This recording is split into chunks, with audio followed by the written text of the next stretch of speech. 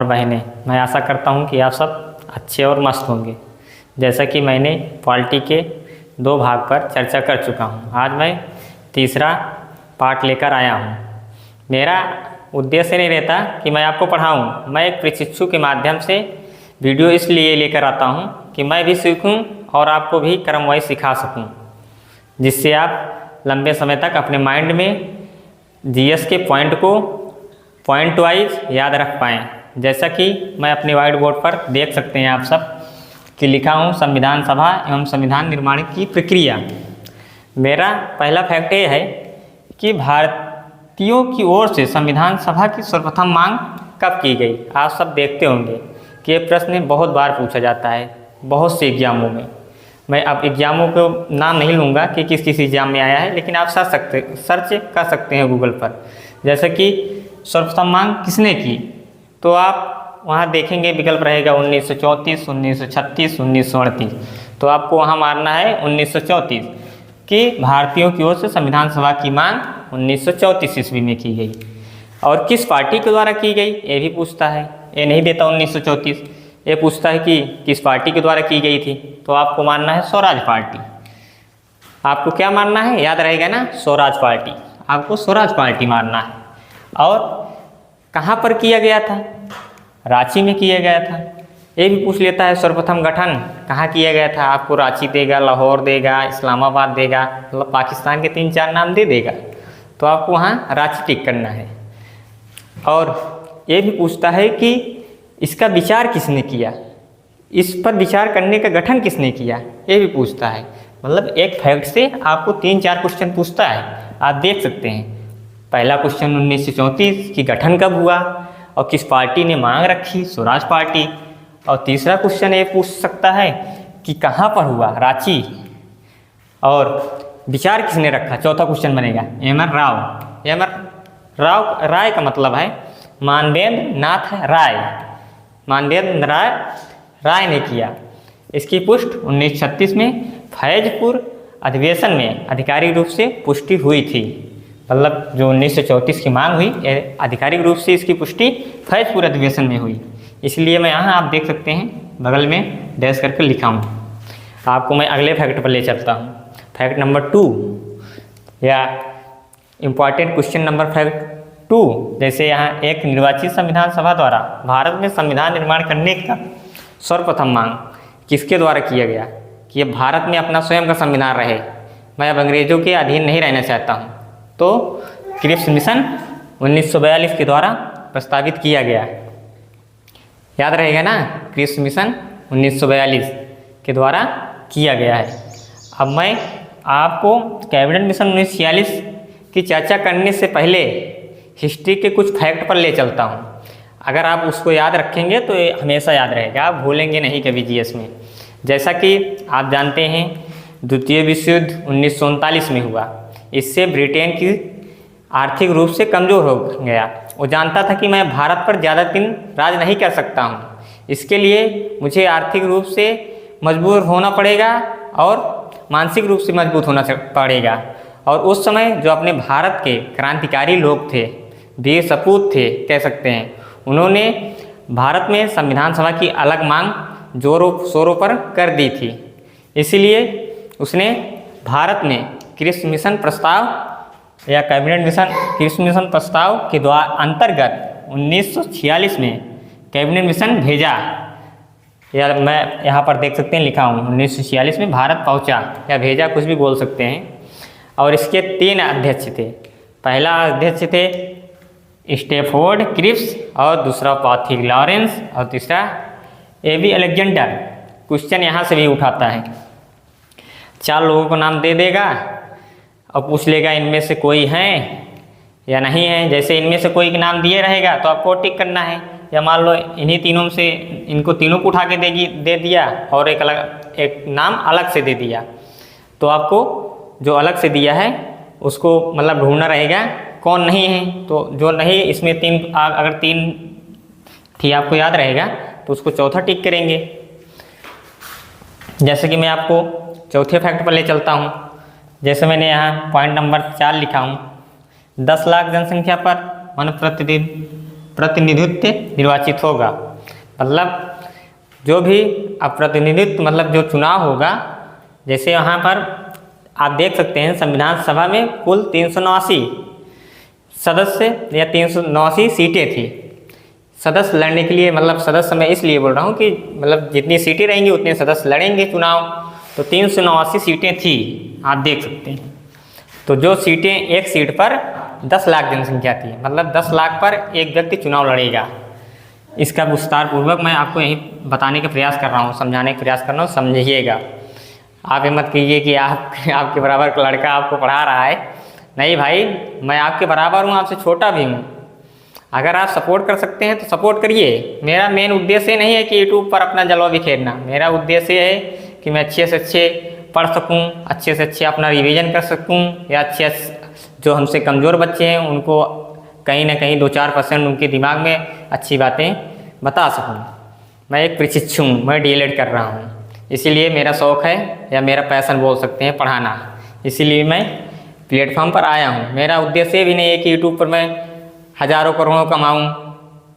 अगर आप सब सपोर्ट करेंगे तो कमाऊँगा भी भाई, लेकिन अगर सपोर्ट नहीं कर सकते तो बेइज्जती भी मत कीजिए कि ये लड़का क्या पढ़ाएगा, बोर्ड पर लिख के आता है। अरे भाई, यहाँ कैमरे के सामने भी बोलना बड़ी बात होती है, ठीक है।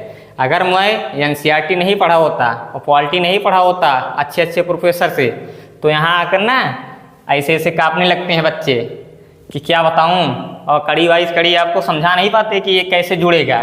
तो मेरा मेन उद्देश्य रहता है कि आपको 10 मिनट में वो दूँ, 10 मिनट में वो दूँ जो अच्छे अच्छे प्लेटफार्म आपको 1.5 घंटे 2 घंटे में देते हैं। मैं किसी प्लेटफार्म की बेइज्जती नहीं कर रहा हूँ। मेरा उद्देश्य नहीं रहता है कि जिसके पास टाइम नहीं हो वो 10 मिनट में मेरे वीडियो से कुछ सीख सकता है तो सीख ले। अब मैं आपका ज़्यादा समय नहीं गंवाऊँगा, आपको आगे फैक्ट की तरफ ले चलूँगा। मेरा अगला फैक्ट है, कैबिनेट मिशन योजना के आधार पर 24 अगस्त 1946 के घोषणा के तहत नवनिर्वाचित संविधान सभा 2 सितंबर 1946 को भारत अंतरिम सरकार का गठन किया गया। भारत में प्रश्न ये बहुत पूछता है कि भारत में अंतरिम सरकार की गठन कब हुई, मतलब या कब हुई या कब हुआ, कुछ भी हो सकता है। भाई वो अपने हिसाब से एग्जामिनर क्या बनाता है, क्या एग्जामिनर से गलती नहीं होती? आजकल के प्रश्नों में एग्जामिनर से भी गलती होती है। तो यहाँ थोड़ा थोड़ा अगर लैंग्वेज मेरी अटक जा रही है तो उस पर क्षमा कीजिएगा। मतलब अंतरिम सरकार की गठन कब हुआ? 1946। आपको याद रहेगा ना कि कैबिनेट मिशन योजना का गठन कब हुआ या अंतरिम सरकार की गठन कब हुआ, तो 1946 आपको मानना है। और अंतिम सरकार के गठन के 3 अध्यक्ष थे उसमें, या 3 मंत्री बोल सकते हैं। जैसे पहले हमारे थे श्री राजगोपालाचारी। श्री राजगोपालाचारी का पूर्ण नाम है चक्रवर्ती राजगोपालाचारी, ये थे शिक्षा मंत्री। और दूसरा है डॉक्टर राजेंद्र प्रसाद, ये थे खाद्य मंत्री, खाद्य एवं कृषि मंत्री। और तीसरे हैं जगजीवन राम बाबू, मैंने बाबू नहीं लिखा है लेकिन इनका पूरा नाम जगजीवन राम बाबू है, ये थे श्रम मंत्री।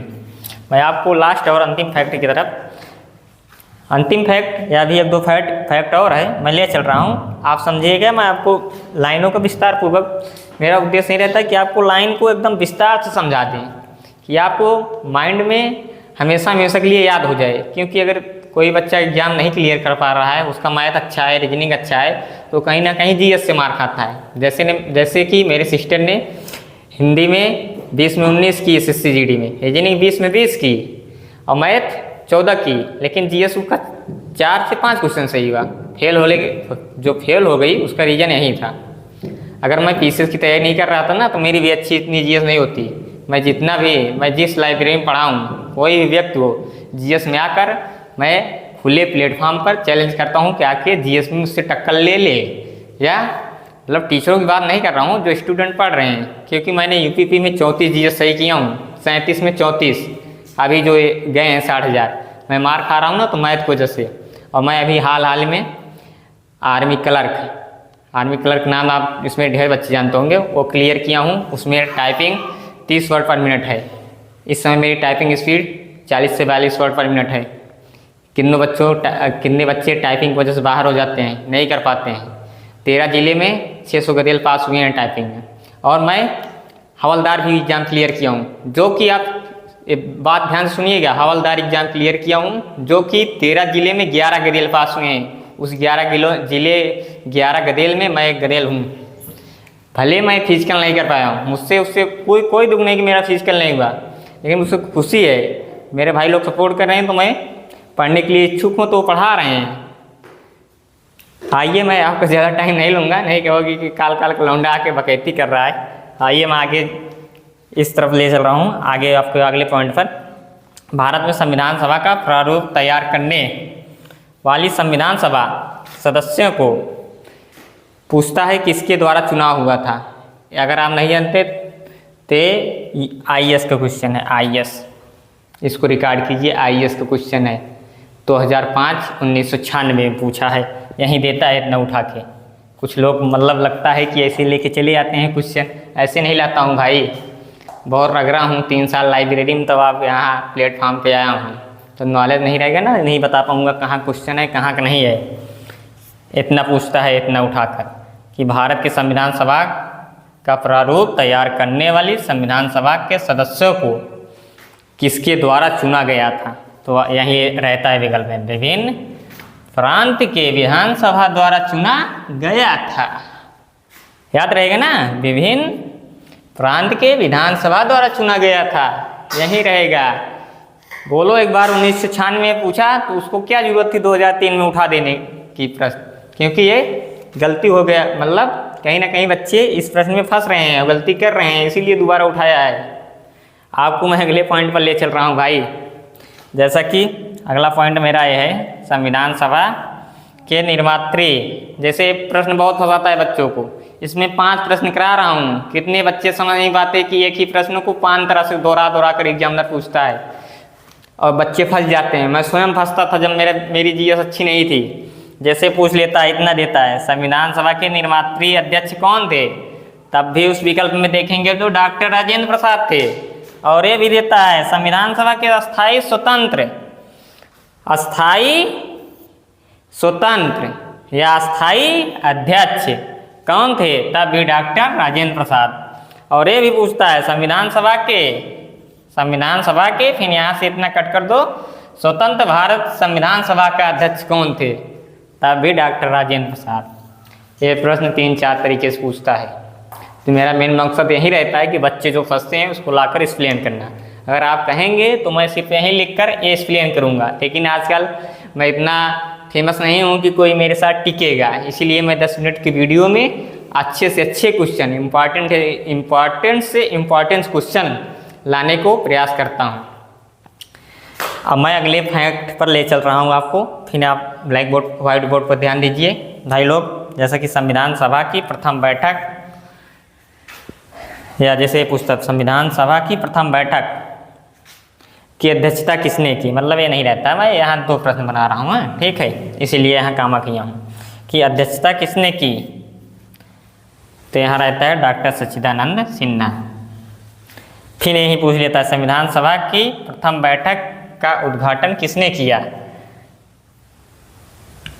ठीक, संविधान सभा की बैठक का उद्घाटन किसने किया। कभी कभी यहाँ उद्घाटन नहीं देता, कभी कभी हटा देता है तो उद्घाटन दे देता है कि अध्यक्षता किसने की, डॉक्टर सच्चिदानंद सिन्हा ने। और इससे ढेर सारे संबंधित प्रश्न छूट गए हैं जो मैं अगली वीडियो में लेकर आऊँगा। अगर आपको मेरी वीडियो अच्छी लगी है तो ज़्यादा से ज़्यादा सपोर्ट कीजिए। मेरे चैनल का नाम है लर्न इजी स्टडी, मतलब SSE, सरल सीखें और इजी सीखें, मतलब ई से फिर बैक आ जाएं यस पर, इजी सीखें और सरल सीखें। इसीलिए मैं यहाँ 10 मिनट में लेकर आता हूँ वीडियो कि आप अच्छे से अच्छे समझ सकें, अच्छे से अच्छा मैं समझा सकूँ। मेरा मेन उद्देश्य यही रहता है। और ये जो संविधान सभा एवं संविधान निर्माण प्रक्रिया है, इससे ढेर सारे संबंधित प्रश्न छूटे हैं, मैं लेकर आऊँगा, उसमें ऑप्शन नहीं लिखा रहूँगा। आप सबको कमेंट में उसका जवाब देना है, नहीं लिखूँगा या मैं लिख कर बताऊँगा, सिर्फ क्वेश्चन लेकर आऊँगा। कुछ लोगों को डाउट रहता है कि ये लड़का लिख देता है बोर्ड पर, आके वहीं एक्सप्लेन करता है। तो भाई कड़ी वाइज एक्सप्लेन करना भी बहुत बड़ी बात होती है। और जो कैबिनेट मिशन भारत आया था ना, मैं जो बार बार कह रहा हूँ, इसको ज़्यादा ध्यान देना। कैबिनेट मिशन भारत इसीलिए आया था कि भारत अपनी स्वयं का संविधान बना सके, भारत में अपने स्वयं के कानून लागू हो सकें। उसी समय मुस्लिम लीग अपना अलग बैठा हुआ था, अलग देश की जिन्ना के माध्यम से अलग देश की डिमांड कर रहा था। ये सब नई बातें मैं नहीं लिखा हूँ, क्योंकि ये हिस्ट्री का पॉइंट हो जाता है। जब मैं हिस्ट्री का टॉपिक वाइज पढ़ाऊँगा ना, तब वो भी लेकर आऊँगा। मैं एक महीने का टारगेट बनाया हूँ, लक्ष्मीकांत और 6 से 12 एनसीईआरटी और घटना चक्र संबंधित जितने प्रश्न हैं कोई छूटे ना, मैं यहाँ पर करा दूँ। अगर आपका पेट का पेपर लगा हुआ है तो पेट का जीएस आप जानते हैं, एसएससी से कई ज़्यादा हार्ड रहता है, पुलिस से कई गुना हार्ड रहता है। अगर आप जुड़ना चाहते हैं तो जुड़ सकते हैं, आपको पेट में इन्हीं से संबंधित जीएस मिलेंगे। आप हमारी बात नहीं मानते हैं तो पेट का पेपर होने दीजिए, आप देख सकते हैं। मैं अपने शब्दों को यहीं पर विराम देता हूं भाई साहब, अगर कोई गलती हुई है तो माफ़ कीजिएगा। अभी मेरा तीसरा वीडियो है, इसीलिए थोड़ी थोड़ी आवाज़ मतलब दब जाती है, कहीं कहीं मैं अटक जाता हूं, उसके लिए क्षमा कीजिएगा। मैं